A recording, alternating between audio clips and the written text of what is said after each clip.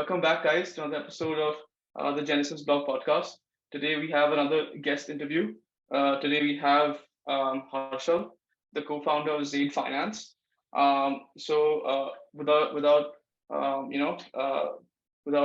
wasting any more time, let's jump right into it. Harshal, why don't we start with your personal background? Because I remember when we spoke offline, you have quite an interesting background. You're definitely, one of those eye-catching, inspiring people from the younger generation who are aspiring and have big ambitions within the space. So why don't we just begin with your personal journey and your personal background, then we can jump into the nitty-gritties of what you're building. Well, definitely. So, if I was to let's talk about my background and how I stumbled on crypto. So, well, first of all, I was a kid who was just on the internet, like around 10, 12 hours a day, right? So that's how I was exploring different topics. That's how I got into coding. That's how I got into gaming. I'm a big time gamer. But I also got into learning news, different types of I was fascinated by gaming, and yeah, I was like your typical internet kid. 2019, I learned something about Bitcoin. I heard like people were making huge money with it. Let's get into it. I want to invest in it. I got into Bitcoin because I cannot invest in stocks. I got into Bitcoin. So that was 2019, the first time I stumbled upon Bitcoin. 2019, 2020, just faced losses, hardly made any profits. 2021 is when I realized investing hold for life is not really my game. I'm a trader. I trade on market trends. 2020, 2021, I became an active trader. I was trading literally every shitcoin that there was. I was trading I was trading like multiple. I was already trading the blue chips, Bitcoin, Ethereum, etc. 2021, I experienced a bull run, the first time I ever made money while trading. After that, I realized humans are inefficient, so I need to take my game to another level. I started exploring arbitrage bots, market making bots. I started playing on spreads. Then I got into algorithmic trading, just creating trading bots to be specific. And that's how I got exposed to DeFi as well. Earlier, I used to just trade on centralized exchanges, but then I got into DeFi. For me, DeFi was something life-changing, to be honest, because before this, crypto was just a quick money-making scheme for me. But DeFi was something which was truly, it was truly innovative. Other concepts of crypto do not really appeal to me, but decentralized finance, like every big innovation out there, is solving the two major problems of an existing system. It is solving the efficiency, transparency, and security of the traditional finance system. But around start of 2022, end of 2021 is when I realized this is nowhere near the vision of replacing banks. Decentralized finance is nowhere near replacing banks. So that's when I decided to create a hybrid solution between DeFi and traditional banks. And that's how I decided to solve all the problems of decentralized finance and create the first true alternative to banking powered by DeFi, Zaid Finance. So yeah, that's my journey now. Very, very interesting. I want to, specifically touch upon two things. Number one, just for our audience, and I know this is not the most, I mean, some may call it relevant, but I know this is not the primary focus of your story. But can you just tell our audience, how old you are, just so they know, what kind of life experience you've had so far? And also, can you just talk a bit about the team that you've, and how that has come to be for Zaid Finance before we talk about the actual solutions that you're building? Let's talk about Zaid Finance. So, well, first of all, I started Zaid when I was 15. Now I'm 16 right now. My team, I started Zaid with one of my team members. So he's experienced in coding, like he knows about 30 plus languages. So I started coding pretty late. He started before my friend started learning ABCD, he learned how to code. He started learning coding when he was 5 years old. So he was my very good friend. I decided to, start I was like, let's start Zaid Finance. He told me I have no idea about Web3. I have no idea what is crypto or anything. So I told him, just join me. You're going to enjoy it. So I got him into Web3. I started my friend and we got into Web3. We started building Zaid Finance. Then over time, so people every time hackathon used to happen, Chainlink hackathon, Solana hackathon. Then there was the Internet Computer Hackathon. I used to join all those Discord servers. I used to join all those DevFolio links. The people who are trying to participate in hackathons, I just tell them, hey, we are building Zaid Finance. We are a startup. Instead of participating in a hackathon, where you can maximum win some grants or bounties, you can join Zaid Finance, a startup, and you can learn much, much more. So that's how I built my entire team. My team consists of people who are very, very experienced, as well as people who are hardworking, yet not that experienced. Our team is pretty much global. Like, I would say like around March of 2022 is when I first got August. So he has been advising me on the traditional financial matters. I found him through Discord. The same goes for the rest of my team. I found my entire team through Discord. So I'm sort of like a Web3 baby. For me, everything is like, finding through Discord, getting contacts through Telegram, doing Twitter campaigns, etc. So yeah. Amazing, man. That's quite exciting. Siddharth, Yash, do you all want to jump in here before we get into what the specifics of what they're building? Yeah, actually, it'd be actually because you said you're a Web3 baby, it's pretty interesting to hear, right? Because a lot of what we talk about is how janky some of these tools are, in terms of actually interacting with other people, and they're just not like completely fit for purpose, right? For Discord and some of them. So it'd be really interesting to hear from your perspective what you think of how people communicate with each other in this space, how people find each other, how how do you vet whether the other person that you're working with, maybe they're synonymous. How do you vet that they know what they're talking about, and that you can trust them, and that you're able to actually work together, in a pretty synchronous manner, and also how do you coordinate with someone who you just don't meet in real life all the time, right? Like how exactly has the experience of building a company been, completely remotely, completely like asynchronously, so to speak? Like, so like what are the procedures you put in? Like how exactly do you manage all of this? Well, first of all, like what I would like to say is like it's not really that easy. Like, building this team, it took time. Right. The team which I have right now, like all of my team members are really hardworking. So it took time to build that team. So I would like to say that. So usually we have 3 steps of, before we can get a team member who is very, very like, we want this person in our team. The first step is like, like we just reached out to the people through Discord servers. Like if somebody's searching for a team, we just reach out to them. Hey, can you please share your LinkedIn profile? Can you please share your GitHub? So that's first. So that's first round of vetting. So we see whether they have some relevant experience in this space, whether they're trying to get into the space. Number 2 is, so this is probably the most important step. This is where I decide whether a person is made for my team or he's not made for my team, is the video call. Because when I talk with the person, I sort of understand what's the experience level, how much do they know, and whether they can stay in my team or not, whether there's a culture fit or not.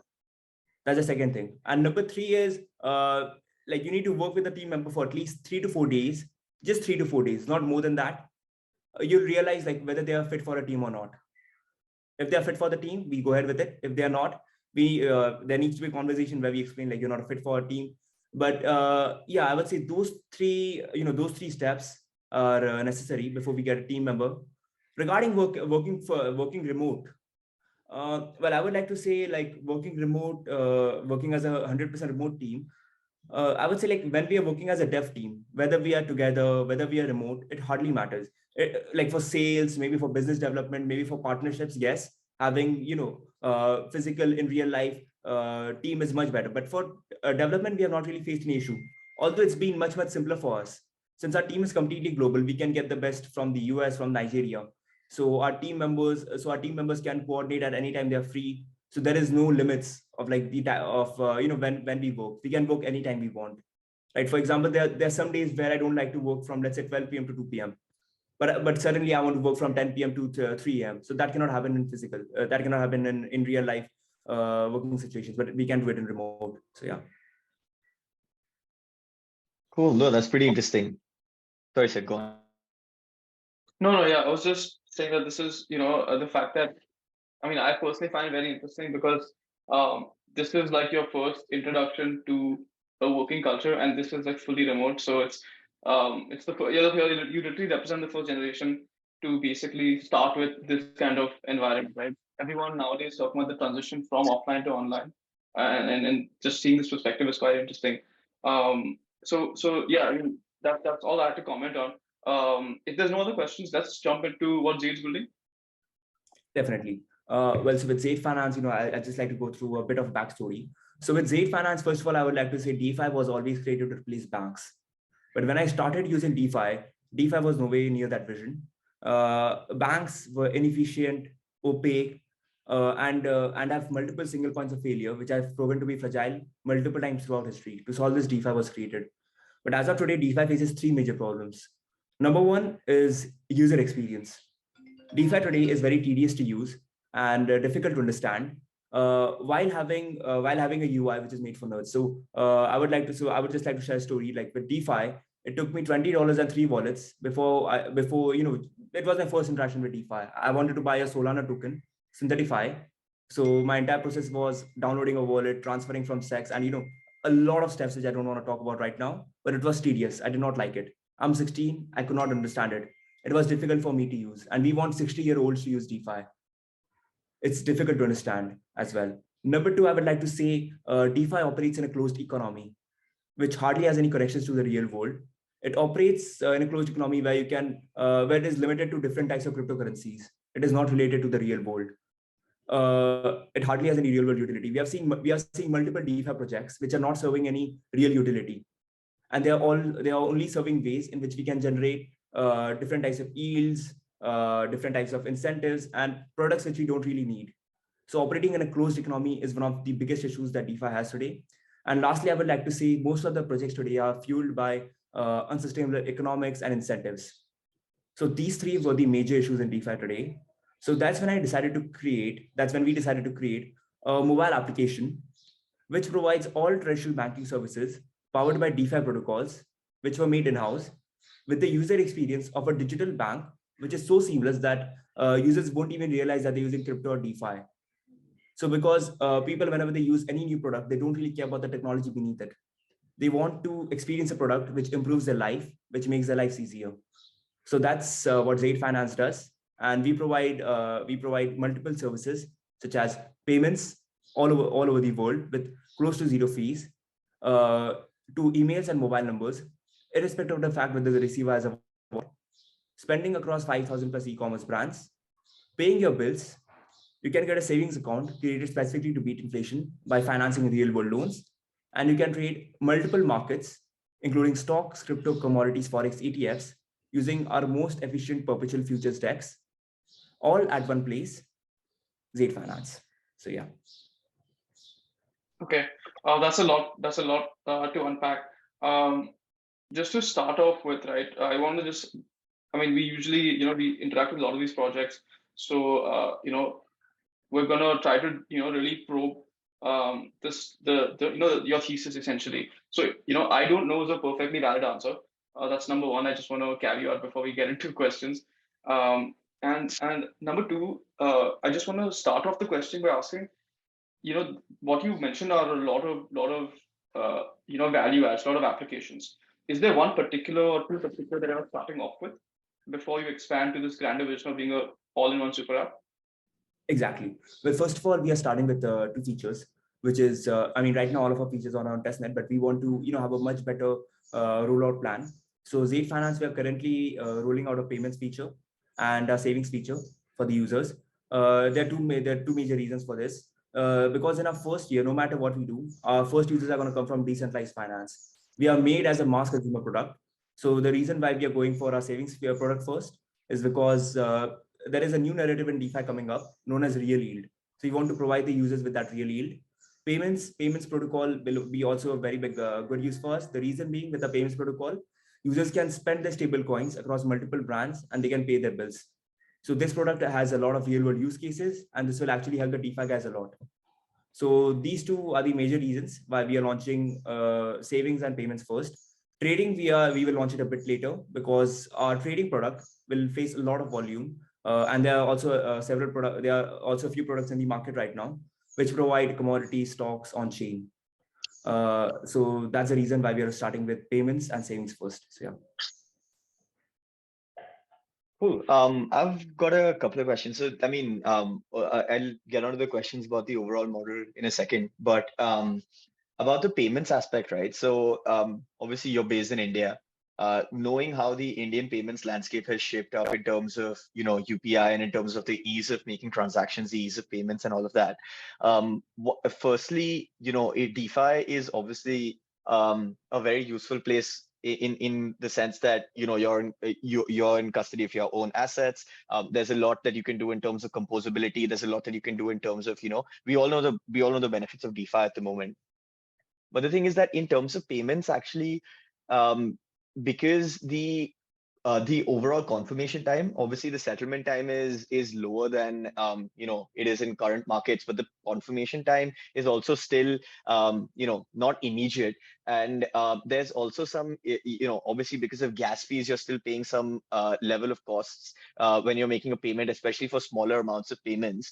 What do you think about that, especially when you're competing against something like the UPI, which is completely it's been adopted across the board in India. It's got quite a lot of traction, and a lot of people think that it's one of the best payments systems globally, right? So you're competing with one of the most difficult things that you can find to compete with. So what do you think about, why exactly would this be one of the areas that you're focusing on first? Because obviously it's something that you're competing against is a lot more well established and a lot more difficult to break the walls down of.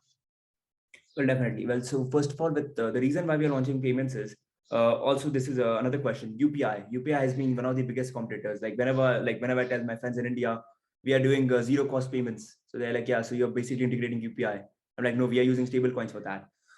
So there are two to three things. Number one is Zaid supports multiple stable coins. Right now, we only support USDC, but we have made some partnerships in which we aim to support 5+ stable coins. The reason being, users don't like to use USDC on a daily basis. Like, an Indian doesn't like to use USD. They will always use the INR. So having multiple stable coins, number one. UPI only works on INR. Number two is UPI does not eliminate fees. UPI is not a system which eliminates fees. Someone still needs to pay the fees. Right, because the system, in the system, if I'm not wrong, in the UPI system, the users may not have to pay the fees, but the bank transfers or maybe the government, they need to pay the fees. So it's still not a very efficient system. It's not an efficient which has eliminated fees completely. Whereas in in a blockchain-based payment system, the fees you still need to pay a fees, but it's much less compared to that of the traditional financial systems. In India, we may have achieved a system in which consumers don't have to pay a fee, but still in the rest of the world, this problem still exists. Except that when we have to face UPI with Zaid Finance, we actually allow the DeFi users. The reason why we are launching payments first, because along with this payments option, we are introducing a new system, which is to allow the users to spend the stable coins on e-commerce brands and to pay their bills. So that's one of the major reasons why we are launching payments. So yeah. So are you natively integrated with some of these e-commerce brands, like in the sense that you can go on their website and make a payment using Zaid Finance or your wallet or something like that? Exactly. So, what we have done is, so we have integrated with two partners. One is Spritz Finance. Spritz Finance allows the users in the US and Canada, and most recently in some areas of Europe, to pay their bills, such as their credit card bills, such as mortgages, etc., all using the Zaid Finance app. So we have integrated Spritz Finance for that. Number two, we have partnered up with crypto refills so that people can spend their stable coins across 5,000 plus brands. So yeah. But all of this happens through the Zaid mobile application all directly. So yeah. Cool. That's And great. yeah. Sorry, I was wondering, how is your payments application? Is it related to your savings application in any way? As in, are users going to be opening a savings account and earning a savings yield in stablecoins? Is that what it will be? Yeah, for savings and payments are sort of different. So we can see it as a current account and a savings account. So yeah. Got it. And where does the yield for the savings account come from? We have partnered up with a few partners. Number one is Rooftop on Chain. Number two is Revolut Finance.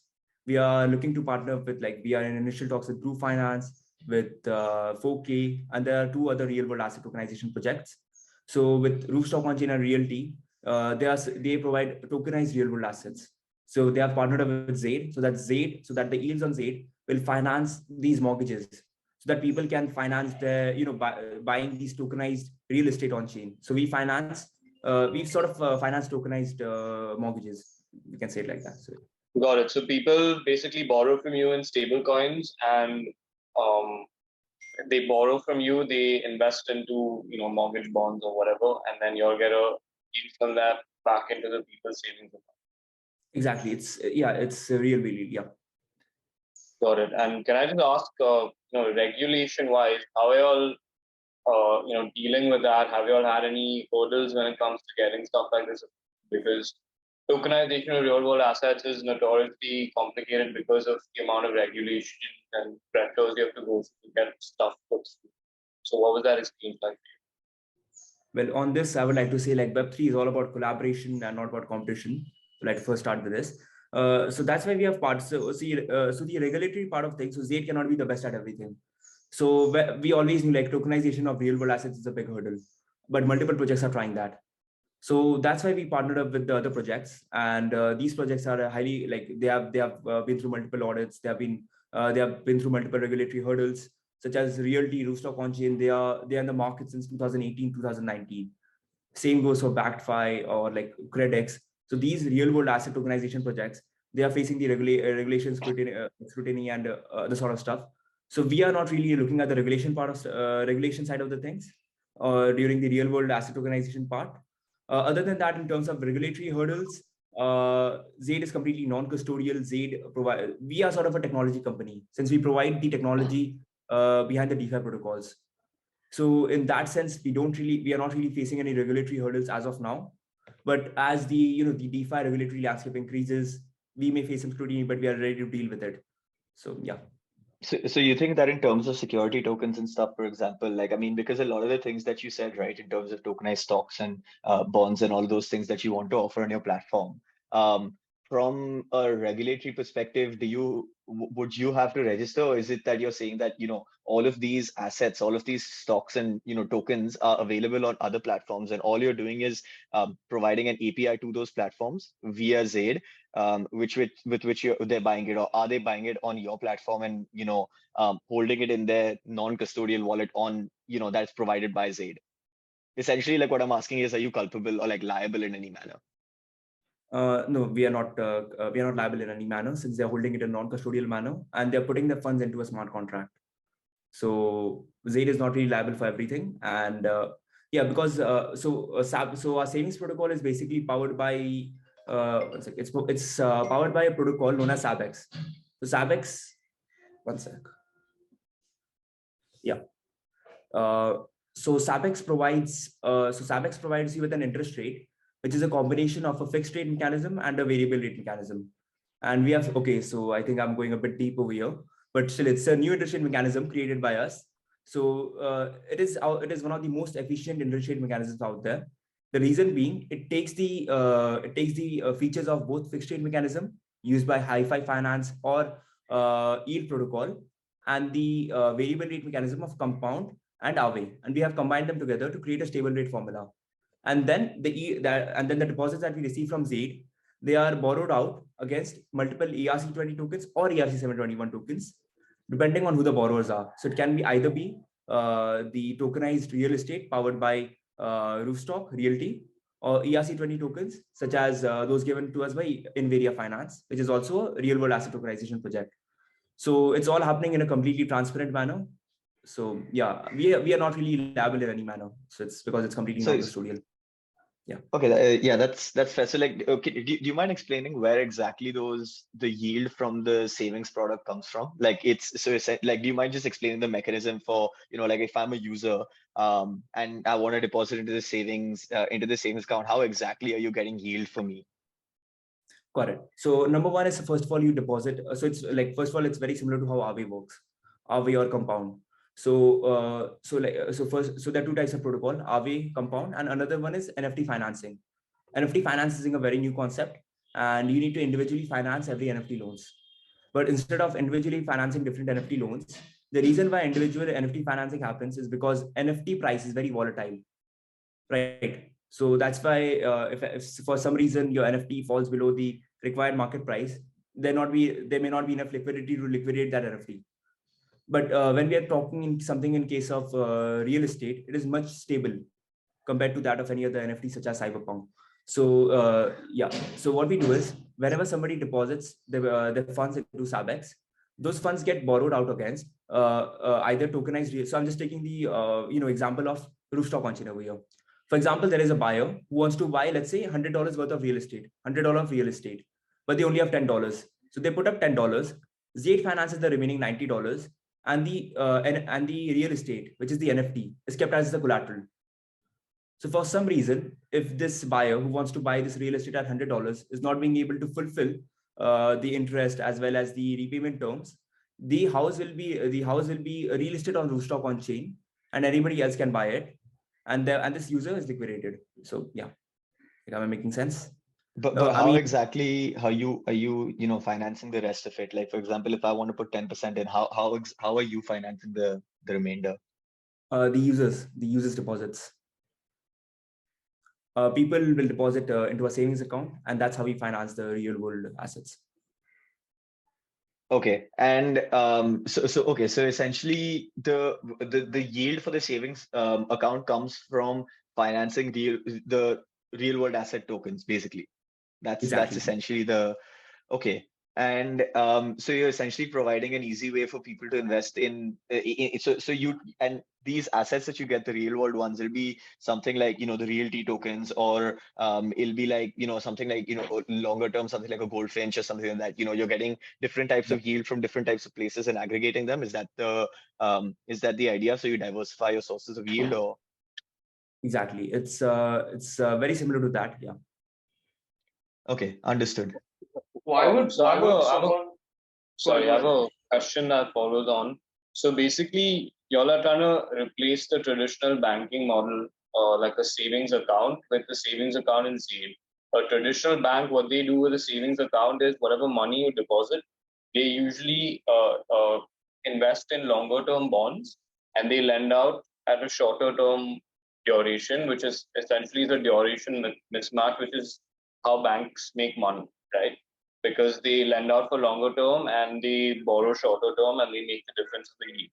What y'all are basically doing is taking the funds that users have deposited, in a way financing / investing into real estate and whatever other real world assets you can tokenize, and whatever interest payments the borrower makes on his whatever real world asset he's financed using your deposit, that's paid back to users in their account. So it's essentially, in a way, a slightly higher risk savings account, right?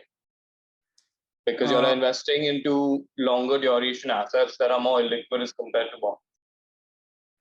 I mean, in some reasons, I would say it's not really that. It's not really as risky, I would like to say, but I would like to say, if liquidity is a concern, for liquidity, definitely, like the portfolio diversification, not portfolio diversification, but lending out against the collateral which is available, that is selected by the users. That's number one. Number two is it's definitely kept in such a manner so that we do have some liquidity in the protocol. So right now, the minimum liquidity required in SABEX is 20%. So we always need to be 20% liquid. So yeah. Got it. So can I ask why you all haven't looked at investing in lower risk assets like bonds, money market instruments, as compared to going after real estate first, which is probably one of the most illiquid asset classes out there? We have been actually exploring. So we have so there's someone known as Back.fi. Back.fi brings in tokenized real world stocks. Also, there's another one. We have been trying to reach out to them. They bring in T-bills, treasury bills on chain. So we have been reaching out. That's probably Ondo Finance. Exactly. Finance, yeah, exactly. Ondo Finance. We have been able to stay in touch with the real estate projects. The reason being, first of all, the demand for financing mortgages through DeFi is very, very high right now. It is what we have heard from the market itself. We have heard from Realty and Roostock. So that's why we have been financing these mortgages. We are planning to finance these mortgages. Number two is the users need to repay on a yearly basis, yearly or a yearly basis. So that's why we are doing this. They do not have enough time. Like they can, like unlike the current lending model where the users can repay whenever they want. With Zaid, they need to repay their loans every year or every 6 months, depending on the duration of the loan. So yeah.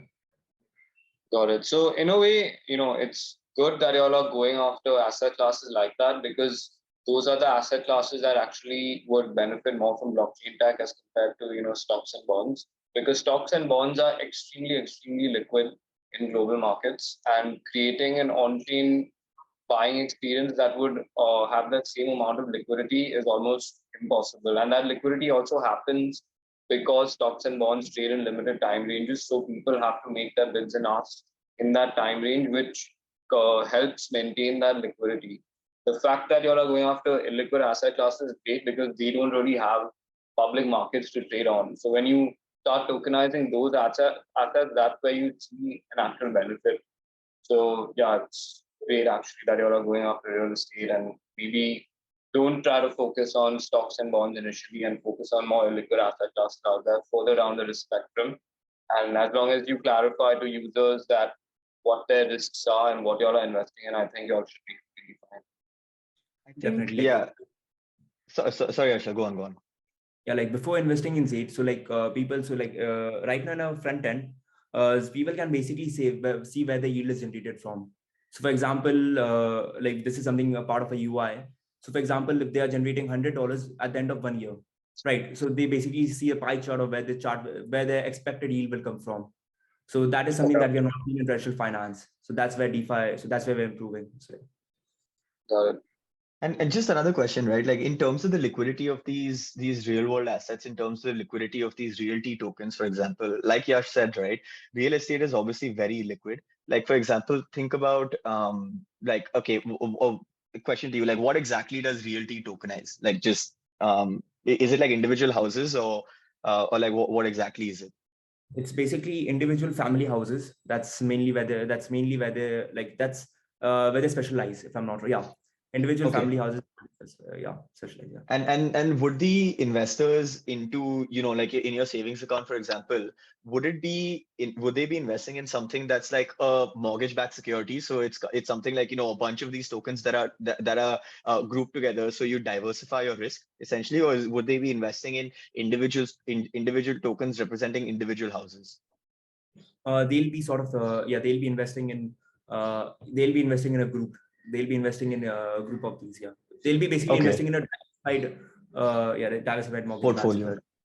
Okay, yeah. And then in that case, right? And even in the case where you have individual tokens, like when someone needs to get liquidated, what exactly is the demand for these assets on chain? Because the thing is that right now, at least from what I've seen, the demand for these assets on chain, like the amount of on chain liquidity that is needed to liquidate these assets is not there yet. And that's because obviously, firstly, like because of regulatory issues, because there's been no common standard defined for institutions and for others to actually come in and tokenize these assets and have high volumes of trading on chain. And secondly, because actually one of the biggest issues is that like you have to have communication on chain, off chain communication with oracles, and those oracles, like for example Chainlink's Deco, are not developed enough in order to have very consistent data sources pulling in on chain to actually update the price of these assets. So like what do you like the point that I'm trying to get to is that is it not kind of risky for these guys in savings accounts to actually invest in these assets, because you actually don't know what the impact of the real world or what real world events is going to be on the token price, and the token price is not really it doesn't really get adjusted quickly enough, plus the lack of liquidity. So it makes like the token itself, the realty token, a bit divorced from what's actually happening in the real world with regards to some of the valuations of the properties that like individuals are investing in. And not meaning it as more of like a just a very direct question on your model. It's more like a question of there's quite a lot of issues that need to get ironed out before people can invest in these things, because they're not really aware of the risk that they're taking, right? Like for example, you don't really know whether one asset or like a few assets within your portfolio of houses that you're investing in, what is actually like what the real world status of that is, and also whether you really actually do you have a beneficial relationship, do you have like a direct legal relationship with owning that piece of property in for example in the proportion that you bought the token. Like is that reflected off chain? Because if it's not, then you're going to get into problems with actually liquidating it and who's actually owning the property, right? Which is why I'm questioning the real estate model. Obviously, like illiquid assets are really important to tokenize, but But like personally, the reason I'm getting so deep into this is because a lot of what I do is also trying to figure out how to tokenize, real world assets, and we run into a lot of issues like these, like reconciliation with the off-chain world, who is the actual real beneficial owner, things like that. Correct. Well, I would like to first of all point out on three things. Number one is like in terms of the valuation of the property, or in terms of the valuation of the token, I would like to say. Number one is like the valuation of illiquid objects have always been an issue of debate, whether it's the traditional world or the DeFi world, right? But we need to bring in illiquid assets on chain. Otherwise, there is only a limited amount of liquid assets against where we can lend out against, because we cannot just lend out against multiple types of liquid assets. We need to bring in illiquid borrowing. So valuation of real estate, valuation of real world assets, we are still not being able to figure out a solution, whether it's off chain, on chain, in the traditional world or the DeFi world. There needs to be some innovation on that end. Number two, in terms of the legality aspect of it, having multiple owners of a single real estate, which is tokenization of real estate, such as 100 ERC20 tokens, represent the ownership of a single real estate. So since we have got two partners, Roofstock and Realty, one of them provides ERC20 tokens, which represents the ownership of real estate, and another one provides an ERC721 token. So the difference between them is Roofstock on chain, they create an LLC which represent the ownership of that real estate, and then the shares of that LLC is tokenized. So that's Roofstock. Whereas Realty creates like they have a piece of land and they tokenize it using an NFT. So those are the two types of implementations which we have. Regarding the ERC20 tokens, usually the implementation which Roofstock does is they provide like these assets are like these real estate are usually rent generating. So the rent generated from these houses is distributed among the ERC20 token holders. So that's something which Roofstock does. Whereas for Realty, it's just an NFT, and that NFT represents the ownership of the real estate. So in terms of legality, if tokenization of the legal aspect of tokenization of the shares of the LLC, so Roofstock does that. So that's the legal aspect, because you get the shares of the LLC. And lastly, I would like to say, like, the concern of overvaluing of these real estate and houses, that's still an issue which persists. And thirdly, liquidating of these assets. So for example, if somebody gets liquidated on our platform, there were either two options: partial repayment, so they can partially repay the loan to extend the loan duration. And number two, if they are liquidated, then that real estate is listed on Roofstock on chain or Realty, which platform they originally belong to. So for example, if somebody owned a house in Realty and they're not being able to fulfill their loan on Zaid, so that house gets listed back on Realty. So yeah. Got it. Switching gears a bit from away from the technical aspect of what you're building, how can you just run us through the thought that you've had on defensibility of this product? Because to me, at least, it seems like a lot of the value add that it's providing are coming from at least a significant chunk of the value add is coming from partnerships. So is there exclusivity in the partnerships, or is there some grander or some other angle of defensibility you're thinking about when you're trying to scale Zaid up? In terms of scaling Zaid up, so well, as I mentioned, like having a lot of partnerships. So we do have a lot of partnerships, as I mentioned. We don't really have any exclusive partnerships with any of these partners. The reason being, like whether it's real world asset tokenization projects, not like a single company cannot tokenize every asset in the world. So that's why we don't want to partner ourselves with one company. So that's why we're opening our real world asset tokenization partnerships to everyone. We ourselves will someday we will also someday get into real world asset tokenization, but that's like much later down the stage. In terms of defensibility and scalability of Zaid, like with Zaid, our platform is always to have a platform where we can provide the best of everything. So for example, if we like Zaid can provide the best payments out there, but we cannot provide the best smart contract wallets, if we cannot provide the best account abstraction. So that's why we are partnered with Particle Network. We cannot provide the best gasless transactions. Bioeconomy is an expert in that, so we are partnered up with them. We want to bring the best of the DeFi space and the Web3 space into our platform. So that's what our aim is to be. So yeah. So how exactly are you using some of these features? Like, I'm pretty interested in the Biconomy one, actually. I've been looking pretty closely at meta transactions recently. Um, Exactly. yeah. So just out of curiosity, how exactly are you looking at integrating Biconomy?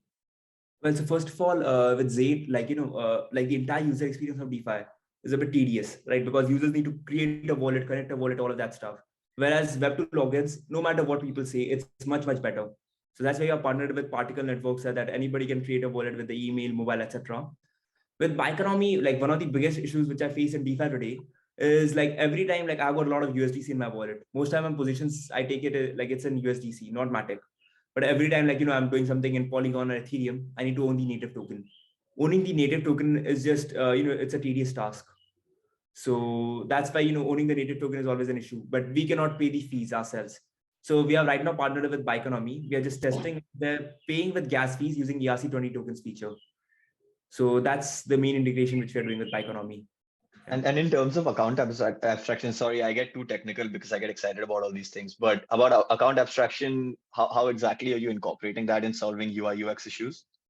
We have integrated Particle Network. So with Particle Network, users can just log in with their Google email, etc., or connect their existing wallet. So like people do not need to realize that they're using DeFi. And I think as soon as the wallet is created, they can see their private key if they want to. They can add on their pin codes, or they can even choose to go ahead with seed phrases. So there are several ways which the users can create a wallet, but we want to keep it non-custodial at all costs. So yeah. Okay. And how do they safely store the keys? In terms of do they store it themselves? Are you like putting the onus on them to store it, or are you giving them like a cloud, like a semi-centralized solution, I guess, semi-custodial solution where you're storing part of the keys like like a shard of an MPC wallet or something like that, or Particle has a MPC wallet, if I'm not wrong. So that's what they're doing. I think what they do is like they store the keys in 16 places. The 16 places that includes your wallet, that includes your social media, and there were a few others.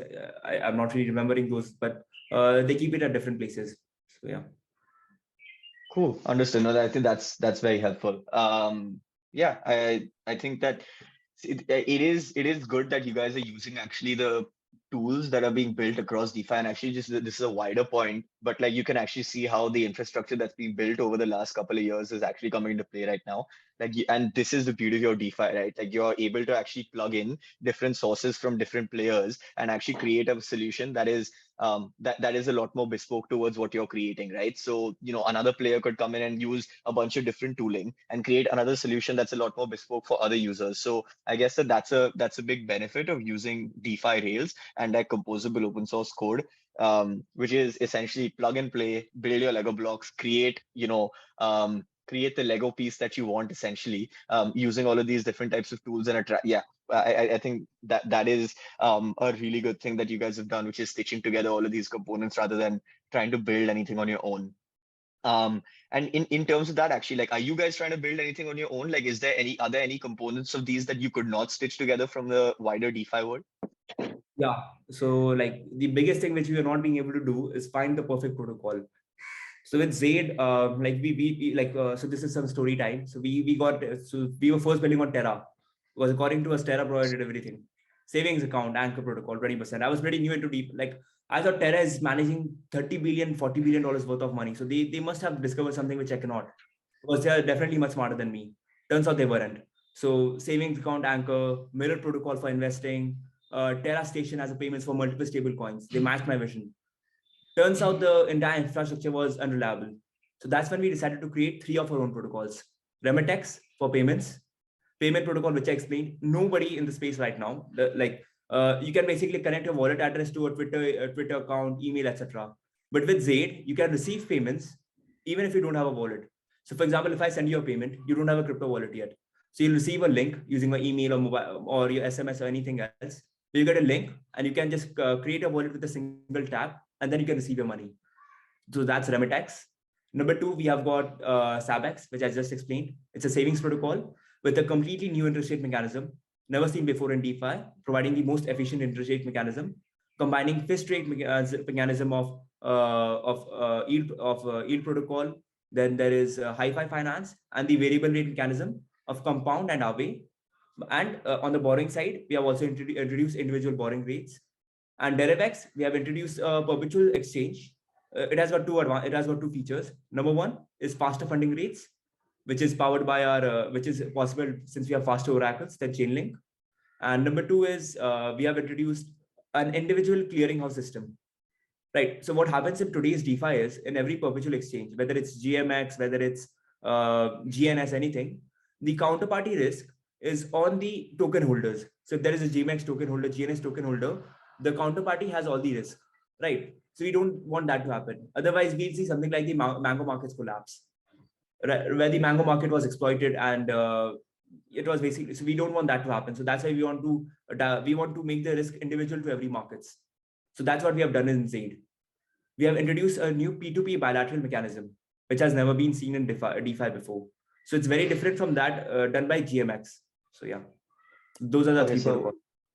A couple of questions on that. So you mentioned that, firstly, I mean, I just want to point out, like, so you're very sure that you're not touching any of the derivatives and all of that, right? Because the thing is that, like, derivatives are definitely securities, and that's the issue. Like, you really don't want to get in trouble holding all of these. And I mean, you're not holding the assets, of course, but like you're providing a way for individuals to go onto your platform and buy the securities and buy the derivatives, right? So the thing is that, I mean, it's fine, because the thing is that even like players like DYDX or other derivative platforms like GMX, they're not really strictly regulated. So I don't think that you are doing anything too different from them. But just a point to, obviously keep note of. And secondly, you mentioned your oracles are faster than Chainlink. How is that possible? How are you doing that? We are using Redstone oracles. So Redstone oracles, I think they have introduced some new mechanism. I'm not really sure. I think I had this call, the infrastructure call, about a year ago. But Redstone oracles, so they have introduced multiple mechanisms which make them faster than Chainlink.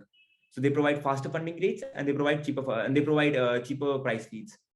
So that's why Redstone is different than. But you're not sure exactly how they do it, because the thing is that, right, with oracles, the issue is firstly that you need to have the oracles always bring in trusted central points of failure, because the thing is that you actually need to trust the source at which that data is coming from. So unless like you have a decentralized oracle network like Chainlink, which is aggregating data, and like the crypto economic security that is like, that's powered by, the way that their model is constructed around the link token and around the aggregation of several data sources. Unless that is implemented, you are really going after, like, you're basically trusting that one single point of data. And that's why oracles are such a big attack vector in DeFi, because if you manipulate a singular oracle that is contributing to an asset's price on exchange A, then you can manipulate that oracle's price from where it's coming from and then gain the benefits on that exchange. So which is why I'm saying, I think just as a point of, think to like just dig into for your own sake, like dig into like where exactly the faster speeds and like the faster execution of those oracles is coming from, because you don't want to get stuck into a system in which you have these points of failure. And at least if you are, then at least you should like, know about it deeply, because it is like one of the biggest risks in crypto right now, I think. And, yeah. Definitely, yeah. Yeah, actually, regarding Redstone, yeah, we were definitely told like Chainlink is a much more battle-tested oracle, which we have seen definitely. But Chainlink, to be honest, like it's, I mean, if I'm talking about my experience personally, Chainlink has proven to be a bit slow a lot of times. Number one. Number two, with Redstone, I do remember, like, I do know of some of the things. I don't really know that, but I don't know the specifics of Redstone since I'm not really that experienced in oracles. But they use their own layer 1 blockchain made in Move. I also the similar thing from Supra oracles. So they also both of them are building sort of the same things, and their goal is to beat Chainlink and be faster than Chainlink. So yeah, Okay. I'll definitely. Yeah, no, I definitely. also have another question. You said you had a new P2P bilateral funding mechanism for your perps. Could you just dive into that for us? Sorry? What exactly is, you said you had a P2P bilateral funding mechanism for the perps. Correct. That Exactly. hasn't been done before. if I'm not wrong. So could you just jump into exactly what you meant by that? Got it. Okay, so this is going to take some time. Okay, so with what happens is, yeah, I mean, I know because when I like this is the part with DerivX. So like the simple explanation is every trade is an isolated trade. Whereas if you're trading on GMX, GNS, etc. So what happens is like whenever you take a trade, there needs to be a counterparty, right? So that counterparty, for example, let's say I put in $100. Okay, I put in $100 at 100x leverage. Another person, he has put up $100 at, let's say, at 100x leverage as well, and then the price goes up. But then this counterparty cannot repay his entire amount. He cannot fulfill his entire position. So then there is the insurance fund in place. So the insurance fund is usually common for all the markets, and it pays out the person who took the counter position over here, who won basically. You can say. The issue with this is, which we have seen in something like Mango markets as well. What happened in Mango markets was Mango is a very liquid market. I think it had a volume of like 12 million or something like that, which is very, very low. Then they exploited the spot market price of it. They took the positions in the Mango perpetual DEX, and as soon as the price was exploited, they took out the entire treasury of Mango. So we don't want that to happen. We don't want to have a centralized counterparty. We want every trade to be a P2P. We want every trade to be isolated, right? So for example, if one market is compromised, then the rest of the markets don't get compromised. So that's why having an individual P2P bilateral system is important. Like the risk must be isolated to every trade. So, yeah. But then the trade-off in that case, sorry, go on. So let's say I want to trade a perp on ETH, and I want to trade using leverage. So does it work like this, where I put in an order on your DEX, and then you guys will match it with someone who wants to take wants to be counterparty to that order, which basically would make it like a typical order book system? It is very similar to that of a traditional order book system. Very similar, but yeah, it is very similar to that of a traditional order book system. But that means that you need enough volume on the network to actually be able to match, because there might be trades. So for example, let's say I want to take like a leverage per position on, just say like Sol, but there's not enough people right now who want to take the opposite side of the position with me. So it might make that a little more difficult. Like let me explain like why Solana and why GMX and all of those guys. Firstly, like they have that aggregate counterparty. So the GMX counterparty is GLP, right? So GLP token holders are the counterparties of GMX. But the reason that they do it that way is firstly, it diversifies the risk across tokens, across holders. And secondly, the reason is that they also want to make it more capital efficient. So obviously, like the way that you guys are doing it is minimizing the risk, which is great. But also the trade-offs are in terms of capital efficiency, because you're not aggregating the gains and the losses, and also in terms of execution, because you don't have because you won't have like a constant group of people who are looking to match and make trades unless like you bootstrap that volume. So in the initial days, how are you planning to release this? Are you like planning to use any incentives to ask to get volume on your platform, and then ensure that like over time you compress prices and you've got enough volume to order to match trades every time? Or how are you thinking about that? I mean, basically for an order book exchange, you have to have your initial market makers providing liquidity in the form of at least a good enough price range to trade within, but the spread needs to be narrow enough so that trading fees are not exorbitant, right? So how do you plan on balancing that and bootstrapping that initial liquidity to ensure that more and more people come on the platform, and to ensure your flywheel of liquidity continues and doesn't just stall because there's too much fees that need to be paid and not enough volume? Exactly. So, well, first of all, I would like to say, like, when we created this model, we were always told like liquidity is going to be an issue, and we actually knew that. So for liquidity, like traditional order books, and for us, minimizing the risk was very, very important. The reason why we are launching DerivX at last, a bit later, as I mentioned, like we are launching with Remitex and Sabex. DerivX will come at the last. The reason being, we are looking to partner up with brokers in traditional finance. This is something which is much later down the line. We were thinking of doing it this year itself, where we partner with brokers who take the counterparty in Zaid, who take the counterparty position in Zaid, and they're incentivized by the fees. So we take between 0.008 to 0.3% fees, and there is also the spread. So they are incentivized incentivized by the spread. And number two, we will incentivize them with the fee. The reason why we are looking to partner with traditional brokers is, the reason being, if we partner with traditional brokers who take these counterparty positions in derivatives, while providing markets such as Tesla share, let's say a perpetual feature of a Tesla share, maybe let's say gold, etc. So these markets can, like DeFi traders can get exposure to these traditional markets, which they were not being able to get in, let's say, in DeFi markets. Yes, we do have GNS for that. We do have there's another one, Use Finance, I guess, who provide stocks on chain, but they don't have any such counterparty mechanism in place. So we want to introduce that. And until and unless we have that counterparty mechanism, we are not going to launch derivatives. We are talking with I would say, like, we are in very, very initial talks with maybe a broker. So yeah. Understood. Harshal, this has been amazing. I think, we've all learned a lot and quite excited to see where this goes. Just to wrap things up, right? Do you want to just tell the audience where you all are in the app lifecycle? What I mean by that, is it public? Is it about to be public? If it's public, where can people find and use the application you've built? Exactly. So, well, Zaid is live on a web app. The web app, I would like to say the web app is there, but we always prefer that people use a mobile application. So Zaid currently has a private mainnet for its payments protocol. Right now it's closed. We are looking to open it way later.